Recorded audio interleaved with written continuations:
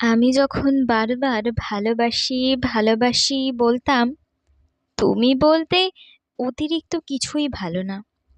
তাই আমি অতিরিক্ত ভালোবাসি বলা বন্ধ করে দিলাম।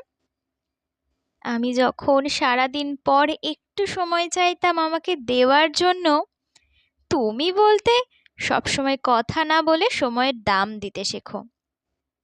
তাই আমি আবেগ কন্ট্রোল করে সময়ের দাম দিতে শিখে গেলাম। আমি যখন তোমার একটা কল বা মেসেজের জন্য দীর্ঘ অপেক্ষা করতাম, তুমি বলতে বেশি আশা ভালো নয়। তাই আমি আশা করা ছেড়ে দিয়ে অপেক্ষা করতে ভুলে গেলাম।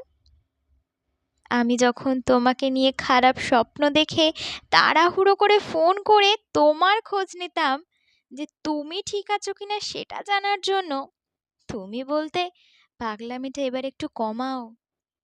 নিজেই তাই নিজেকে সুস্থ মস্তিষ্কের মানুষ হিসেবে গড়ে তুললাম। আমি যখন না খেয়ে অপেক্ষা করতাম যে তুমি খেয়েছো কিনা সেটা জানার জন্য, তুমি বলতে এত ন্যাকামি আমার ভাল লাগে না। তাই আমি ন্যাকামি ছেড়ে দিয়ে নিজের মতামতকেই গুরুত্ব দিতে শিখলাম।